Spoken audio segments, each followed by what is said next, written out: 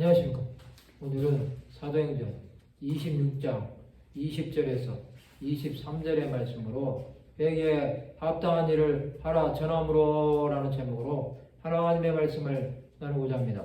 본 말씀은 먼저 다메섹과 예루살렘에 있는 사람과 유대 온 땅과 이방인에게까지 회개하고 하나님께로 돌아와서 회개에 합당한 일을 하라 전함으로 유대인들이 성전에서 나를 잡아 죽이고자 하였으나 하나님의 도우심을 받아 내가 오늘까지 서서 높고 낮은 사람 앞에서 증언하는 것은 선지자들과 모세가 반드시 되리라고 말한 것밖에 없으니 곧 그리스도가 고난을 받으실 것과 죽은 자 가운데서 먼저 다시 살아나사 이스라엘과 이방인들에게 빛을 전하시리라 함이니이다 하니라.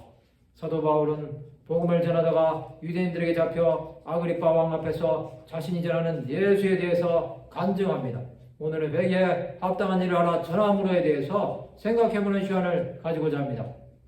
그는 자신이 복음을 전하는 이유에 대해서 분명하게 말합니다. 그것은 예수 그리스도를 박해하는 자였던 바울이 대제사장들에게 다메섹으로 가는 공문을 가지고 갑니다. 그러나 도중에 예수 그리스도를 만나서 박해자에서 전도자로 변화됩니다. 그는 다메섹 예루살렘에 있는 사람과 유대 온 땅과 이방인에게 복음을 전함으로 자신이 박해를 받는 자가 됩니다. 그럼에도 그는 박해에 불복하지 않냐고 복음을 전파함으로 하나님의 뜻을 이루게 됩니다. 그는 유대인들에게 당하는 고난을 그리스도를 위한 고난이라고 생각하고 참고 견딘 것입니다. 그는 회개의 복음을 전파한 것입니다. 그러나 유대인들은 바울을 잡아 죽이려고 했습니다. 그러나 그는 총독과 임금들에게 또한 유대인들과 이방인들 앞에서 예수 그리스도를 전하는 것을 멈추지 않은 것입니다. 그의 복음 전파로 가는 곳마다 복음으로 인한 소동이 일어난 것입니다. 유대인들의 박해는 가는 곳마다 계속되었지만 그는 수많은 죽음의 위협 속에서도 담대하게 복음을 전한 것입니다. 또한 그리스도는 높고 낮은 자 모두에게 생명의 주가 되신다는 사실을 전함으로 그를 믿는 모든 자들이 구원함을 받게 하는 데 쓰임을 받은 것입니다. 그가 전한 복음은 곧 그리스도는 고난을 당하셔야 한다는 것과 그가 죽은 사람 가운데서 가장 먼저 부활하신 분이 되셔서 이스라엘 백성과 이방 사람들에게 빛을 선포하시리라는 것이었습니다.